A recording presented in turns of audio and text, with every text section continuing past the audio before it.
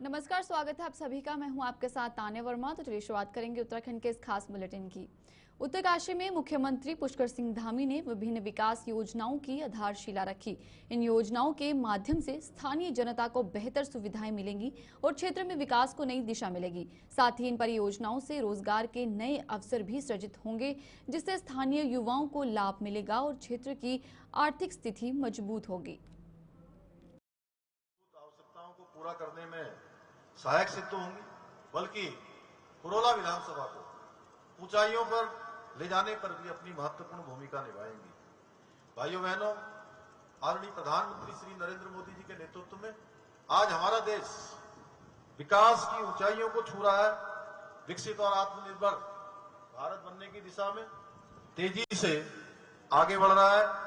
चाहे वो आज अर्थव्यवस्था का क्षेत्र हो, इंफ्रास्ट्रक्चर का क्षेत्र हो, रक्षा उत्पादन का क्षेत्र हो, खेल का क्षेत्र हो, विज्ञान प्रौद्योगिकी का क्षेत्र हो, प्रत्येक क्षेत्र में आज भारत नए नए कीर्तिमान स्थापित कर रहा है। भारत की वैश्विक पहचान बढ़ रही है, वैश्विक ताकत बढ़ रही है, संपूर्ण विश्व के अंदर हमारी स्वीकारता बढ़ रही है। आज हम $4 ट्रिलियन से अधिक की अर्थव्यवस्था बनकर विश्व की चौथी सबसे बड़ी अर्थव्यवस्था बनने की ओर और बन गए हैं। इसका गौरव हम सबको प्राप्त हो चुका है। वहीं हमारे विश्व स्तरीय इंफ्रास्ट्रक्चर को देखकर आज पूरा विश्व चकित है। चाहे हम अभी हाल ही के दिनों में आप लोगों ने टेलीविजन पर देखा होगा, विश्व का सबसे बड़ा रेल ब्रिज प्रधानमंत्री जी ने उसको देश को समर्पित किया, या वंदे भारत जैसी हाई स्पीड ट्रेनें हो, विश्व स्तरीय एक्सप्रेस वे हो, या हमारे राज्य में ऑल वेदर रोडें हो, या दिल्ली से देहरादून एलिवेटेड रोड का निर्माण हो। देश के कोने कोने में नए नए मेडिकल कॉलेज, आज मोदी जी के नेतृत्व में अनेकों ऐतिहासिक विकास के कार्य किए जा रहे हैं। इतना ही नहीं, प्रधानमंत्री जी के नेतृत्व में गरीबों के लिए जो योजनाएं चलाई गई हैं, चाहे वो जनधन योजना हो, उज्ज्वला योजना हो, आयुष्मान भारत योजना हो, पीएम आवास योजना हो, जल जीवन मिशन हो, स्वच्छता अभियान हो, किसान सम्मान निधि हो, या मुफ्त राशन योजना जैसी अनेक जन कल्याणकारी योजनाओं का लाभ देश के करोड़ों नागरिकों को मिल रहा है, जिसका परिणाम है आज भारत गरीबी की दर में 5 गुना से अधिक की कमी आई है। भाइयों बहनों, ये मैं नहीं कह रहा हूं, बल्कि ये वर्ल्ड बैंक द्वारा जारी आंकड़ों से पता चला है कि पिछले 11 वर्षों में भारत में गरीबी दर 27% से घटकर 5% हो गई है। और इन 11 सालों में 27 करोड़ लोग गरीबी रेखा से बाहर निकले हैं, उनका जीवन सामान्य स्थिति में आया है। इसके साथ ही आदरणीय प्रधानमंत्री जी के नेतृत्व में सनातन संस्कृति की यश कथा का आज पूरे विश्व के अंदर फैल रही है। चाहे हम सब जिनका लंबे समय से हम सबको जिसका इंतजार था, जहां भगवान राम पैदा हुए, श्री भगवान रामचंद्र जी का भव्य राम मंदिर का निर्माण हो, काशी विश्वनाथ कॉरिडोर का निर्माण हो, उज्जैन में महाकाल लोक का निर्माण हो, या बद्रीनाथ धाम और केदारनाथ धाम का पुनः निर्माण नवनिर्माण हो, मास्टर प्लान पर काम होना हो। आज हमारी धार्मिक धरोहरों को जिस प्रकार से सजाया और संवारा जा रहा है, वो भूतो न भविष्यति। भाइयों बहनों, यही नहीं, इन 11 वर्षों में मोदी जी को मजबूत नेतृत्व में कश्मीर में धारा 370 की समाप्ति हुई, ट्रिपल तलाक जैसे कुप्रथा का अंत हुआ, सीए का और वक्फ संशोधन अधिनियम जैसे अनेक ऐतिहासिक निर्णय प्रधानमंत्री मोदी जी के नेतृत्व में लिए गए हैं। भाइयों बहनों, वीर भूमि उत्तराखंड के प्रत्येक परिवार से कोई न कोई सदस्य या सेना में है या कोई हमारे पैरामिलिट्री में, देश की सीमाओं की रक्षा में कहीं न कहीं तैनात है। और अगर मैं कहूं कि हर घर का सेना से कोई न कोई सदस्य सेना में होता है, अवश्य देश की सेवा करता है, तो इसमें कोई अतिशयोक्ति नहीं होगी। मैं स्वयं भी एक सैनिक का बेटा हूं। आज मुझे ये देखकर बहुत गर्व की अनुभूति होती है कि आदरणीय प्रधानमंत्री मोदी जी के नेतृत्व में हमारे जवानों का जो सीमाओं पर हमारी देश की रक्षा के लिए खड़े हैं, उनके मनोबल को बढ़ाने का काम होता है। उनके लिए अनेक प्रकार के, चाहे उनके अच्छे कपड़े हो, अच्छे बूट हो, अच्छे जैकेट हो, अच्छे हथियार हो, ये सब इन संसाधनों से आज भारत की सेना को युक्त किया गया है। आज भारत के क्षेत्र में न केवल आत्मनिर्भरता की दिशा में तेजी से आगे बढ़ रहा है, बल्कि कई देशों को रक्षा उपकरण और संसाधन निर्यात भी कर रहा है। एक समय था जब भारत को छोटे छोटे हथियार खरीदने के लिए विदेशों पर निर्भर रहना पड़ा, लेकिन आज प्रधानमंत्री श्री नरेंद्र मोदी जी के नेतृत्व में भारत रक्षा के क्षेत्र में रक्षा सामग्री का निर्यात करने वाले देशों की सूची के शीर्ष में शामिल हो गया। भाइयों, यह हमारे लिए बहुत गर्व की बात है। अभी हाल में आप सबने देखा, भारत की सेना ने ऑपरेशन सिंदूर के दौरान स्वदेशी हथियारों की जो शक्ति है उसको संपूर्ण विश्व ने देखा। भाइयों बहनों, आप सभी भली भांति जानते हैं, एक समय था जब हमारे दुश्मन हमें आंख दिखाया करते थे और भारत का कोई भी बड़ा शहर हो, छोटा शहर हो, आतंकवाद से मुक्त नहीं था, आतंकवाद से सुरक्षित नहीं था। परंतु उस समय की सरकारों में न साहस था, न राजनीतिक इच्छा शक्ति थी कि आतंकवादियों के खिलाफ कठोर कार्रवाई करें, उनके संरक्षकों के खिलाफ कठोर कार्रवाई करें। वो केवल आतंकवाद की निंदा करते थे, पाकिस्तान को भला बुरा कहते थे और चुपचाप बैठ जाया करते थे। भाइयों, यहां तक कि तुष्टीकरण की नीति के चलते आतंकवादियों को माफ करने की गुहार तक लगाई जाती थी। कश्मीरी पंडितों के हथियारों को प्रधानमंत्री आवास में बुलाकर उनकी खातिरदारी की जाती थी। लेकिन आज दुश्मन देश के किसी भी आतंकी हमले का मुंहतोड़ जवाब दिया जाता है। भाइयों बहनों, भारत की सेना अब गोली का जवाब गोलों से देने का काम करती है। एक गोली आती है तो कई गोले जो है दागे जाते हैं, चाहे वो उरी हमले का जवाब सर्जिकल स्ट्राइक से हो, पुलवामा के बाद एयर स्ट्राइक हो, या पहलगाम के बाद हमारी वीर सेना ने ऑपरेशन सिंदूर के माध्यम से न केवल दुश्मन के दांत खट्टे किए, बल्कि पाकिस्तान की सेना को और पाकिस्तान को घुटने पर लाने पर मजबूर कर दिया। भाइयों बहनों, उसी का परिणाम हुआ कि 4 दिन में ही पाकिस्तान को संधि के लिए भीख मांगनी पड़ी। भाइयों बहनों, आदरणीय प्रधानमंत्री जी के मार्गदर्शन में आज हमारा प्रदेश विकास की नई ऊंचाइयों को छू रहा है, चाहे वो शिक्षा के क्षेत्र में हो, स्वास्थ्य के क्षेत्र में हो, पर्यटन के क्षेत्र में हो, रेल सेवाओं के क्षेत्र में हो, पेयजल के क्षेत्र में हो, हवाई कनेक्टिविटी हो, ये सारे इंफ्रास्ट्रक्चर मजबूत किए जा रहे हैं। अभी भाई दुर्गेश्वर लाल ने यहाँ की योजनाओं के बारे में बताया। ऐसी योजनाएं संपूर्ण उत्तराखंड के अंदर चल रही हैं। कोई क्षेत्र आज विकास से दूर नहीं है। इस क्रम में अनेक काम पुरोला और यमुनोत्री क्षेत्र में, पूरे जनपद उत्तरकाशी में अनेकों विकास कार्य यहाँ गतिमान है। हमने विभिन्न मोटर मार्गों का निर्माण एवं सुधारीकरण करने के साथ साथ कई नए पुलों और संपर्क मार्गों का निर्माण भी कराया है। आज जहां हम पुरोला में उप चिकित्सालय के निर्माण के कार्य का शुभारंभ कर रहे हैं, वहीं पुरोला पीजी कॉलेज में महिला छात्रावास का भी शिलान्यास कर रहे हैं। यही नहीं, हम राजकीय महाविद्यालय पुरोला में कला संकाय भवन का निर्माण कार्य भी कर रहा है।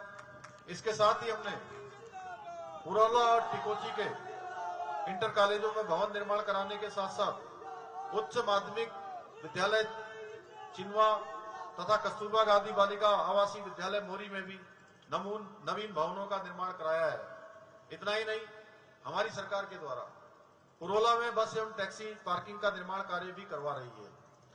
हमने स्वच्छ पेयजल सुनिश्चित करने के लिए कांडी एवं कोटी धामपुर पंपिंग पेयजल योजना के साथ साथ नौगांव एवं बड़कोट में ट्यूबवेल परियोजना पेयजल का निर्माण भी कराया है। इसके साथ ही हमने मौरी एवं नौगांव में पीएससी भवनों का निर्माण कार्य भी कराया है। इतना ही नहीं, हमारी सरकार द्वारा यमुनोत्री धाम के लिए एक नया काम प्रारंभ हुआ है कि अभी अभी हेलीपैड का निर्माण कार्य भी हो गया और मुझे भी यमुनोत्री धाम जाकर वहां दर्शन करने का सौभाग्य प्राप्त हुआ। भाइयों बहन, जिस दिन और ऐसा पहला अवसर था कि पहले मैं गंगोत्री गया, यमुनोत्री गया, उसके बाद बाबा केदार के कपाट खुले, वहां भी गया, और बद्रीनाथ धाम के कपाट खुलने के अवसर भी।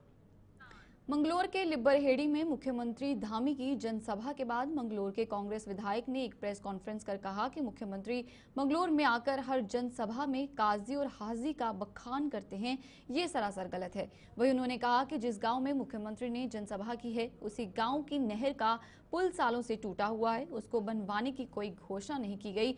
और कमाल की बात यह है कि स्टेडियम की वे घोषणा करके गए हैं। प्रेस कॉन्फ्रेंस के दौरान मंगलोर नगर पालिका परिषद के चेयरमैन, रुड़की महानगर अध्यक्ष सहित कई कांग्रेस नेता मौजूद रहे।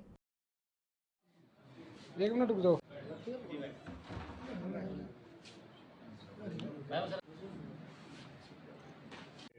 कुछ घोषणाएं भी करके गए हैं, अभी आपने भी कहा है कि जो मेन चीज़ है पुल उसकी भी घोषणा की है, तो हाजी काजी को लेकर भी कुछ टिप्पणी करी है, तो क्या कहते हैं?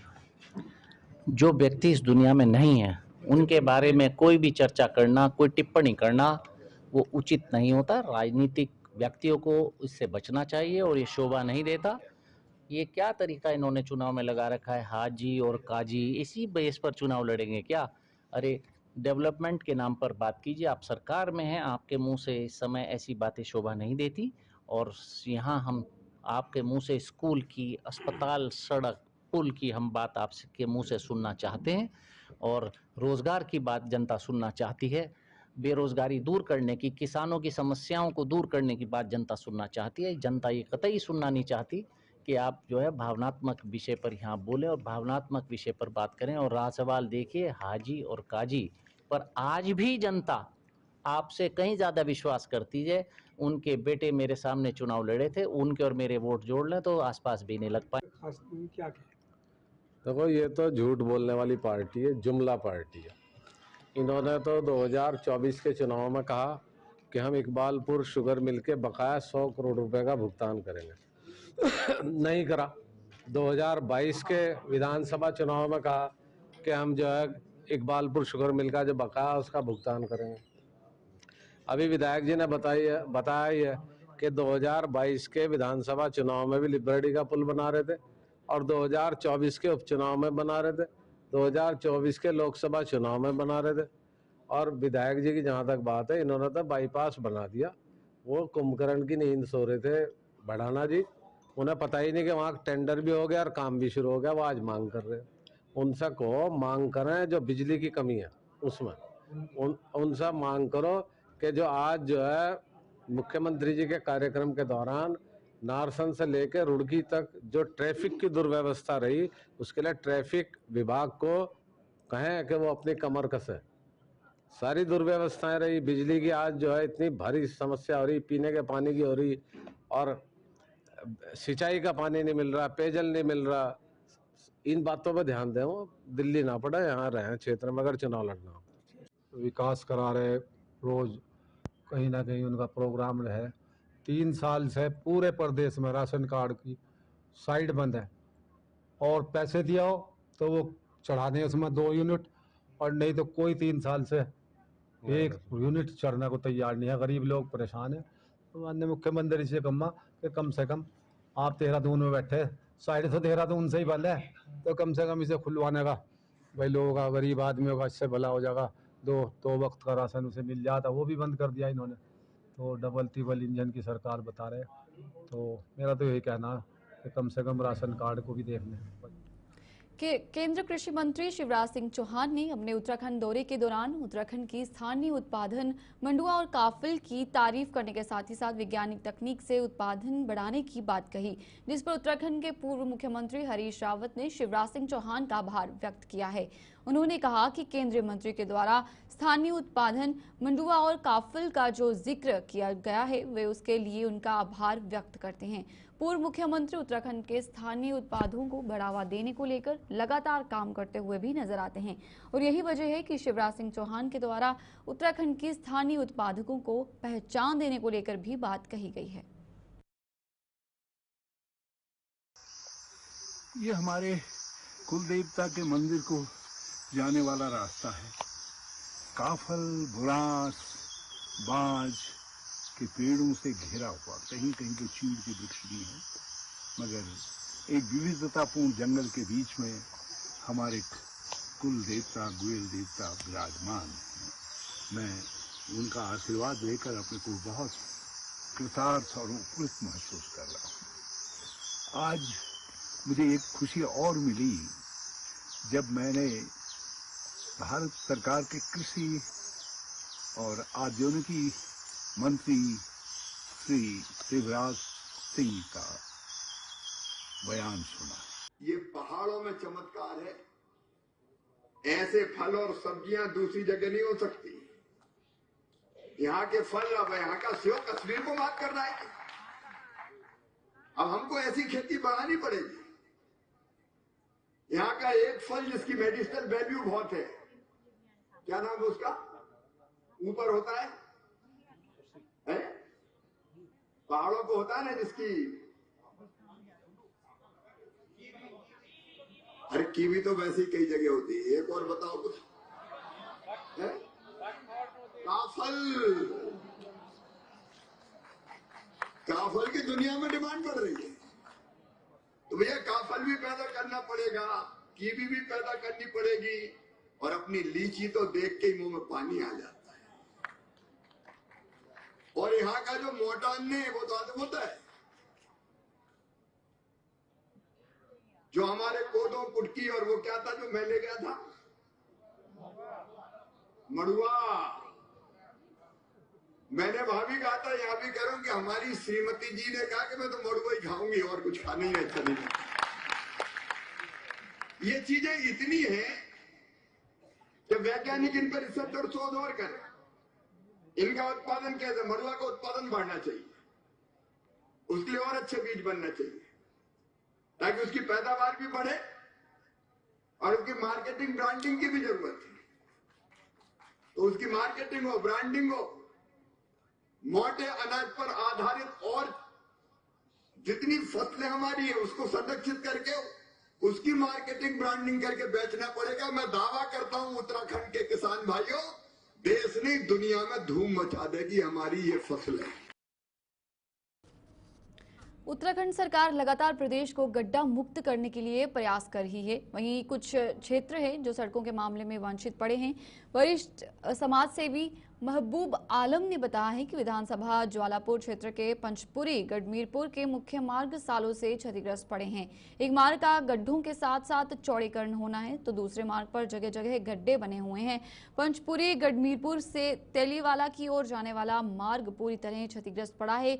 इसी मार्ग पर एक इंटर कॉलेज है जिसमें कि सैकड़ों बच्चे पढ़ने जाते हैं और इन्हें इसी कीचड़ भरी सड़क से होकर गुजरना पड़ता है। वहीं आम जनता को भी इस पर चलने से काफी परेशानी का सामना करना पड़ रहा है, लेकिन जनता द्वारा कई बार गुहार लगाने के बाद भी इस सड़क का नवीनीकरण नहीं हो रहा। अब कुछ दिन बाद मुहर्रम का पर्व आने वाला है और पंचपुरी गढ़मीरपुर के लोग इस पर्व को बड़ी संख्या में मनाते हैं और करबला इसी रोड पर होने के कारण सड़क टूटी होने से लोगों को काफी दिक्कतों का भी सामना करना पड़ सकता है। सर्वप्रथम आप दोनों भाई जो पत्रकार बंधु हैं जो हमारे गांव का मुद्दा उठाते रहते हैं, आपका मैं धन्यवाद करता हूं। आपने एक बहुत ही हमारी जो पंचपुरी का मेन मुद्दा है उसे उठाने का कार्य किया। हमारे गांव गढ़मीरपुर पंचपुरी, ये इसकी आबादी लगभग 30-40 हजार है और यहाँ पे लगभग 18 से 19 हजार वोटर है।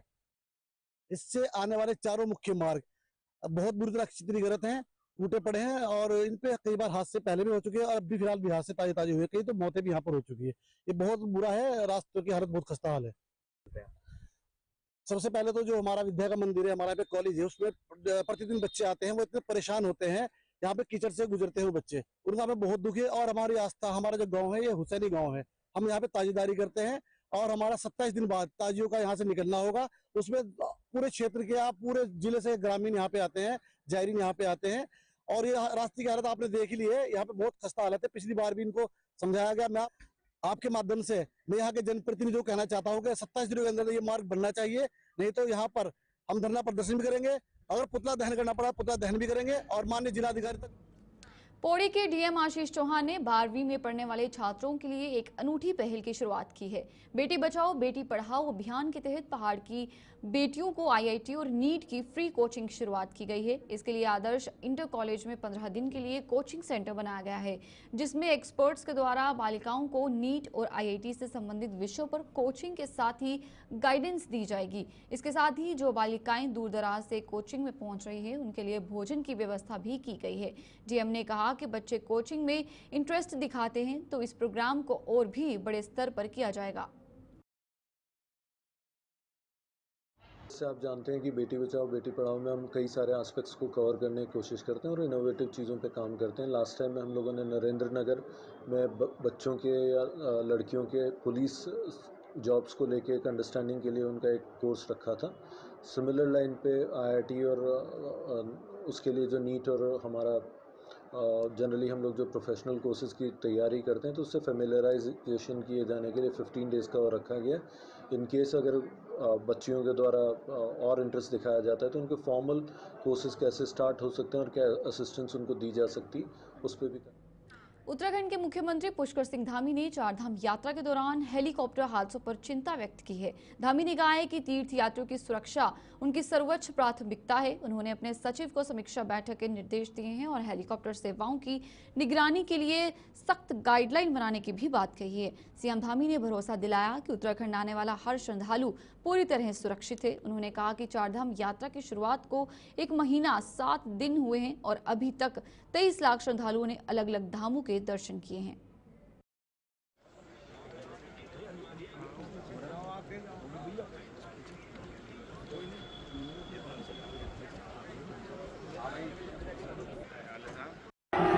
उसके लिए हमारे एविएशन सेक्रेटरी को हमने समीक्षा बैठक करने के लिए कहा है और तीर्थ यात्रियों की सुरक्षा हमारे लिए सर्वोच्च प्राथमिकता है और उसमें किसी भी प्रकार की कोई कोताही नहीं बरती जाएगी। तत्काल इसकी एक गाइडलाइन बनाकर सुरक्षा के मानकों का पूरी तरह से पालन सुनिश्चित करवाया जाए। सभी यात्री सुरक्षित हैं और सबकी सुरक्षा ही हमारी सर्वोच्च प्राथमिकता है। 23 लाख का आंकड़ा अभी तक पूरा हो गया है। 23 लाख तीर्थ यात्रियों श्रद्धालुओं ने अभी तक दर्शन कर लिए हैं और इस पर यात्रा बहुत ऐतिहासिक होगी। अभी तो 1 माह 7 दिन हुए हैं, 23 लाख आंकड़ा हो गया है अभी पूरी। चलिए, उत्तराखंड के इस खास बुलेटिन में फिलहाल इतना ही। मुझे दीजिए इजाजत। नमस्कार।